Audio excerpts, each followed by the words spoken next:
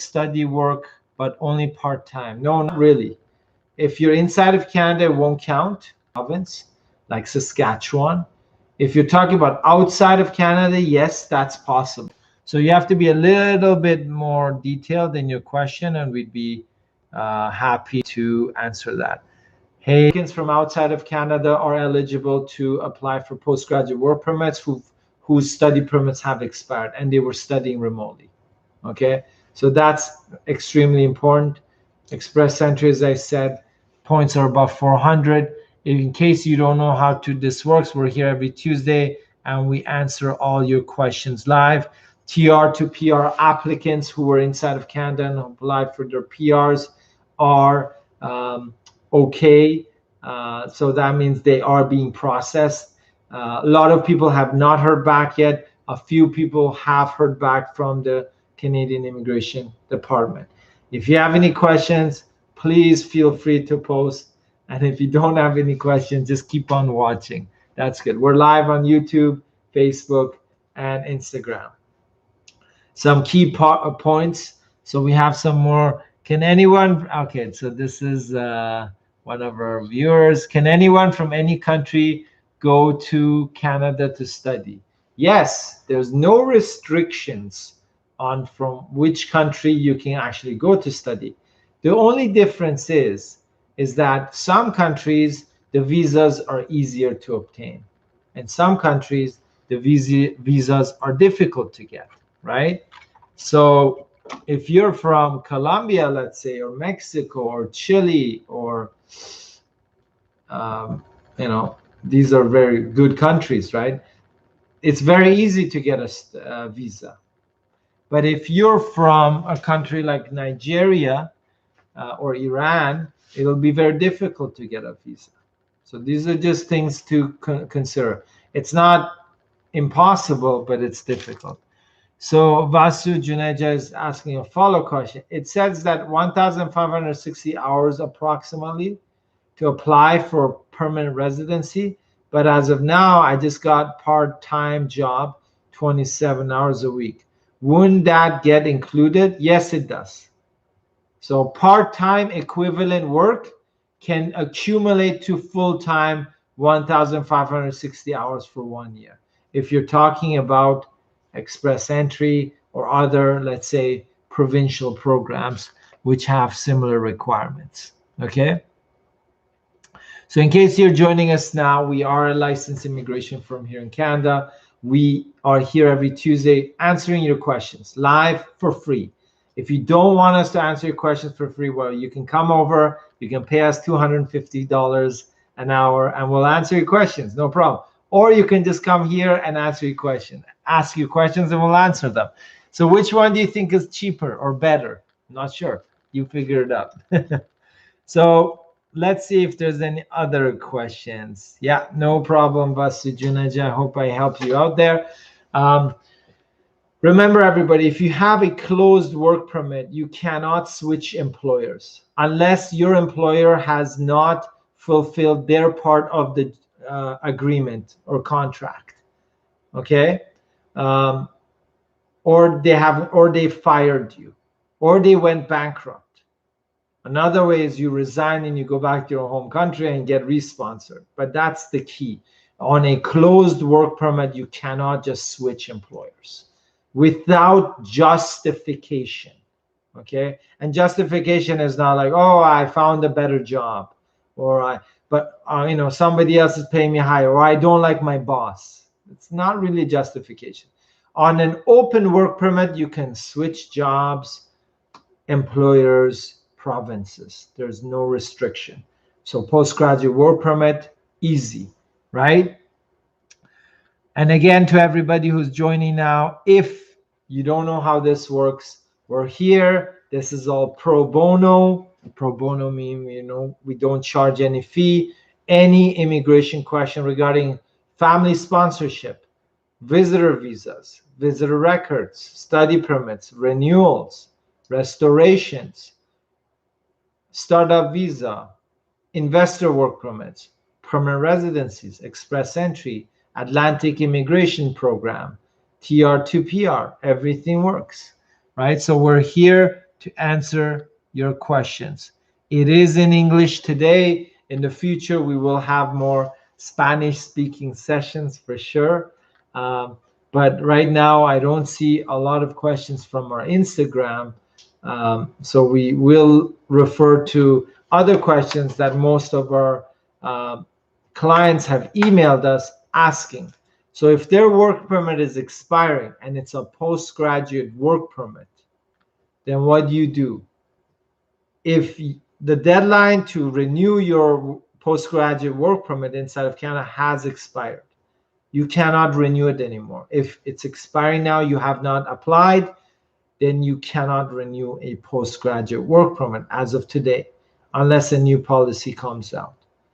And what options do you have? Well, you can stay in the country as a visitor without working, or you can ask your employer or company to sponsor you through labor market impact assessment, through provincial program, through rural program, Atlantic immigration program, through global talent stream, through intercompany transfer. It really depends, right? Like I wouldn't say intercompany transfer because you're already inside Canada. So we have one of our very active viewers, Hey Alexan, asking another question on Instagram. If a person is 39 years old, married with 2 children, can she migrate to Canada to study and then get the PR? Okay. So the question is from our Instagram viewers, if somebody's 39 years old, they're married, they have 2 children, can they immigrate to Canada to study and then later on, upon their eligibility, apply for permanent residency? Yes, it's possible. It's not impossible. It depends on the nationality, how much money, and your occupation, and your travel history. Do you have an American visa, US? Great. I'll do your case right now, and I'll approve you, guaranteed. Okay? So it depends on a lot of things. Those key factors: nationality, financial resources, occupation, travel history. Okay? Casa Valente Susana, I hope I've pronounced that right, is asking, for Peru, is it difficult? No, it's not. For Peru, it's not difficult. It's more difficult than Colombia and Mexico and Chile, but it's not impossible. It's possible. And now Peru has the student direct stream. So if you have the eligibility for the student direct stream, your approval rate will be 99.99%. If you don't know if you're eligible, contact us through Instagram or our website, and we will let you know if you're eligible for student direct stream. If you're not eligible for the SDS program, you can apply under the regular study permit, and the approval rate is lower. So either way, it's okay. From Peru, it's not that difficult. There's more difficult countries than Peru. Okay. So those are 2 questions couple questions we answered on from our Instagram viewers. So that's key. If there's any other questions, let us know. Again, everybody, we're here Tuesdays, 5 p.m. and 9 a.m. Eastern Time, North America. And we answer all your questions regarding Canadian immigration for free right here, okay, live. And you can watch it later on too. And if you're watching later on, hello to the people in the future who's going to watch us later on. So Lela 33 is asking a question on our Instagram. Has the IRCC already announced when they are going to open the new stream program for next year, 2022? No, they have not announced any new program or stream for 2022. Sorry for the bad news. Okay.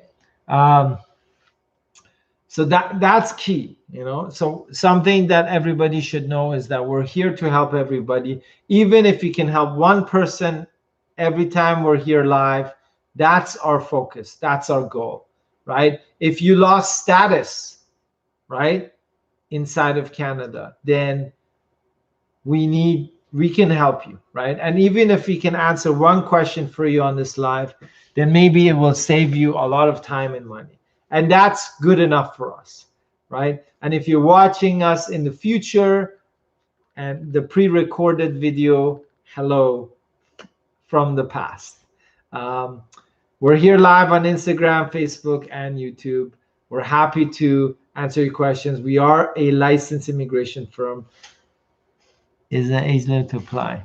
So on Instagram, Rosa Albaya is asking a question. It is an age limit to apply. Age limit to apply for study permit. Okay, I assume you're talking about the study visa. No, there's no age limit. There is officially no age limit. But yes, if you have multiple, if you're 90 years old, it's not great, but there is no official age limit. But as you go older, obviously your chances drop, and it depends on your nationality, also your passport. So one of our viewers on Facebook, she's very active, I must say, is asking a question. How long does the process take to obtain a PR? It can take anywhere from 6 months to 2 years, right? So it depends. One step is to become eligible for a PR. The next step is applying for your PR. When you apply for your PR from inside of Canada, it can take anywhere from 3 to 12 months. Or if it's provincial, 18 or 20 months. If you're thinking of coming and studying in Canada and later applying for your PR, well, the whole process is many years, because you will come and study first, then you will graduate, then you will find a job, you will gain work experience, then you will apply, right? So that means, you should consider minimum 2 years, minimum. Typically on average 3 to 4 years. Yeah, so I hope that's answered your question on Facebook as well. And everybody, I've been talking since the morning. I've been talking non-stop, and I am quite tired, actually. So again, people who are joining us now, we're live. We're a licensed immigration firm here in Canada. And what we do is we answer your immigration questions here for free. So you post a comment on the platform you're on, social media, YouTube, Instagram, Facebook, and we will answer it live in the session. All these sessions are recorded and posted on, the social media as well. So you can watch them later, fast forward, rewind, easy. So we have another question, Luis Alfredo Gomez. It is mandatory to have travel history to obtain Canadian visa? No, it's not mandatory. But again, it depends on your nationality, on your age. So if somebody from Peru comes to me and says, hey, I'm 45 years old, I've never traveled to Europe, US, Canada, Australia, UK, and I graduated 20 years ago, and I want to go study in Canada, I would say it's not easy, right? But it's not mandatory, because many kids from many countries, they've never traveled, but they will travel or plan to travel to Canada, and they will get approved for a visa, right? So it's not mandatory, but it helps. So Luis Alfredo Gomez Vergara, it helps if you have travel history. If you have a valid US visa on your passport, I will personally guarantee that you will obtain a Canadian visa, okay? Unless you overstayed in the US. That's the only exception, that you were staying in US illegally beyond the allowed time that you were there. But if you do have a valid US visa in your passport and you have never overstayed in US, I will personally guarantee you 100% that we can get your visa for Canada. No problem, okay? So again, anybody joining us now, we are here every Tuesday, 9 a.m., 5 p.m., answering any questions that are posted in the comment section. If you're watching this live, we will, if you're watching this recorded on our social media sites, no problem. You can fast forward me, rewind me. It's easy, and you can come back on Tuesdays to ask your questions live. You can also message us directly. And there's another question. Our favorite viewer. Is it better from YouTube? Is it better to get permanent residence by express entry or provincial nominee program? It's a great question, everybody. They're asking, is express entry better or provincial nomination for your permanent residency in Canada? Express entry is fast. You can get it fast. Provincial nominee is slow, 18 months minimum. So if you had the choice, go for express entry. So I hope that's answered your question. Express entry is better, is faster. Okay. So, hi, Jolie. We have one of our colleagues from Facebook. So we have another question from Casa Valente Susana. If you don't have enough money to study and go to Canada with all my family, husband and 2 children, could I go first and then my husband and children later, I guess? Yeah, that's perfectly fine. That's what a lot of people do. They apply themselves.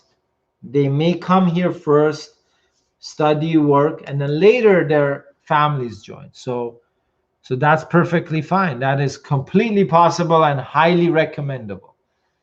Dangan 94, is it true that some colleagues have 3 terms in 1 year? Colleges. Yeah.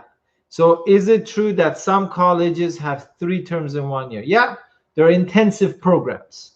They're not all, but they're intensive programs that finish early. So it's 3 semesters in 1 year. Yeah, it exists. Niku is asking, I asked a question, but you missed it. Oh, sorry. Yeah, I was talking too much. Okay, could you please answer my question? Okay, I saw. Oh, geez, I hope I've seen the question. Hold on. Has there's already announced when they're going to? No, I'm looking for the question.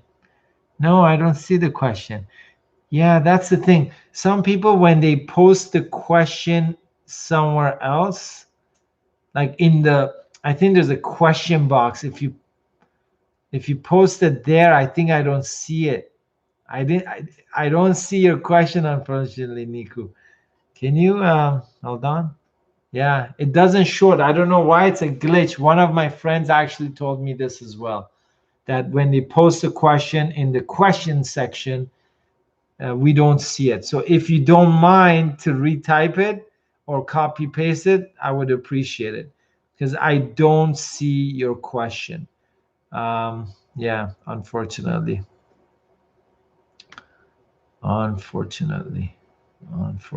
yeah. So everybody, again, we'll just wait for Niku to type her question, and I'll be happy to answer that before we sign off today. Again, live answering questions, no matter if it's 1 person, 2 persons, or 3 persons. Even if you can help 1 person, that's why we're here every Tuesday, helping people like yourself to clarify doubts. Immigration is complicated. I mean, some of it is easy, but some things are so complicated. There's more than 75 programs, immigration programs in all of Canada. Provincial, rural, federal, right? So many programs. So you have to be careful, and that's why we're here answering your questions. So if Niku is not going to type her question, then we can probably sign off today.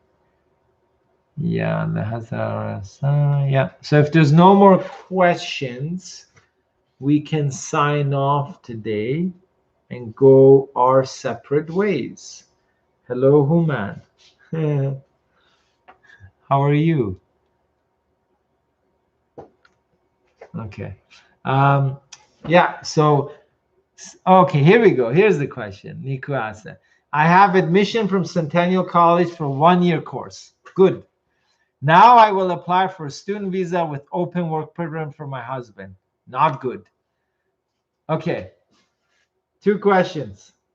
Are you inside of Canada or outside? Both of you or one of you inside or outside of Canada. Don't apply for the open work permit from outside of Canada for your husband, because it's the likelihood of being approved is very low. It's below 20%. Okay. Either apply for a accompanying visitor visa or wait, come here, start studying. And when you start studying, then you can apply for open work permit from the embassy. However, I'm not sure about your nationality. I assume it's Middle East, maybe Iran, not sure. If you're applying to the embassy for an open spousal work permit, even after you're here, I'm not comfortable with that. I always say, come here with a visa, apply from inside of Canada, and within 1-2 months or 3 months, they'll get, let's say 3 months, they'll get the open spousal work permit from inside. From inside of Canada, it's very easy, okay? But from outside through the embassy, it's tricky, okay? If you get refused for your study permit, obviously he will also be refused. But if you get approved, there's no guarantee he will be approved as well. It might, who knows, but I don't want you to depend on luck on this case, okay? Nanak Sandhu is asking a question. Can you tell us something about spousal visa? Spousal sponsorship or visa? If it's just a visa, yes, they can accompany you and apply for a visa. Yes, they can apply for open spousal work permit if you're working or studying full-time inside of Canada. If you have not worked, if you're not working or studying full-time, your spouse cannot apply for the open spousal work permit, but they can apply for a visa just to enter after you or with you. But there is no guarantee that they will be approved, because IRCC, the Canadian government, does not have to approve them. But if they want to, they can approve them. But the open work permit for a spouse is a little bit more tricky. The visa is standard. Doesn't matter. Dangan 94. If I start my studies on September 21st, 2021, so that's about 1 month, 11 days from now, when is the earliest date I can go to Canada? You can come now. Month and a half. There's no rule for it. Okay. So it's the visa you have in your passport will say the start date. From that start date onwards, you can come to Canada if you have the visa. If you don't need a visa and you are from a country that is visa exempt, you can come anytime. However, at the border, if you come 6 months in advance, they will be like, why are you here 6 months in advance when your program is starting in September? But if your program is starting in September, you can come in now, because you need to settle. You need to find a place to rent. You need to prepare yourself, right? You don't come on September 20th because you're like, hey, right? That's too late. So 1 to 2 months is okay before.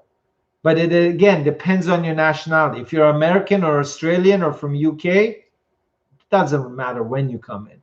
But if you're from a country where you need a visa, I would say 1 to 2 months, easy. Niku, can I hope to approve our visa? Yeah, Niku, it depends on your nationality, Niku. Where are you applying from? Inside Canada, outside? Which embassy? And I'll tell you your chances of approval.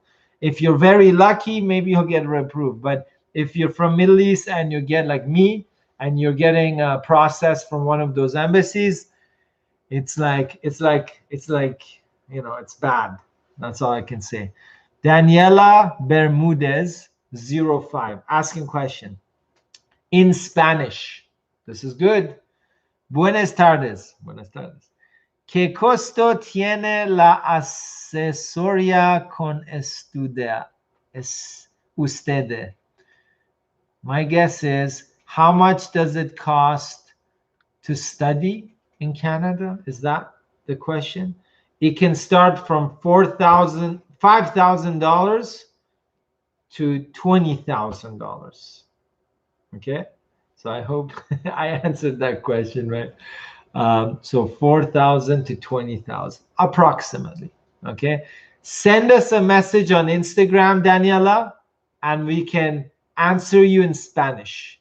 Okay, Instagram, direct message, we will reply in Spanish. Okay, outside. Okay, Niku, got it. But I have a visitor visa. It doesn't guarantee you. Oh, you're Iranian. Oh, okay, okay. So Niku, the visitor visa is really helpful, but it's not guaranteeing the study visa approval. So you have a 50-50% chance, because there are cases where they have a valid visa, they're Iranian, but the embassy has refused them. And that's a fact. I can give you the names of the people that have been refused and have had a visitor visa. And they're from Iran, and they applied from outside. So it's a 50-50. Okay? So hopefully that clarified your questions. Hey, Alexan is asking, what is the cost of consulting? I think, was that the Spanish question? As to this. Consultation, we charge officially on our website $250.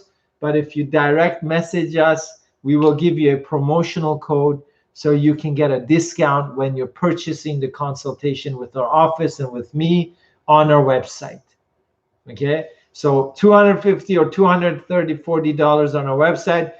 Direct message us. We will give you a promotion code. You can get a discount and book the consultation. Okay, good, good, good. So anyways, I talked a lot, and I hope I've helped a few people here, clarify a few points. We'll be back here. So if you missed this session, we're here every Tuesday, 9 a.m., 5 p.m. Toronto time, 4 p.m., 8 a.m. Colombia, Peru, Mexico, okay, Ecuador.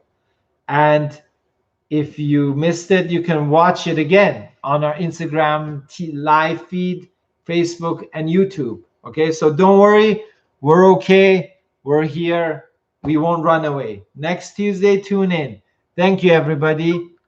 Really appreciate it. Let's cut off here, over there, over here.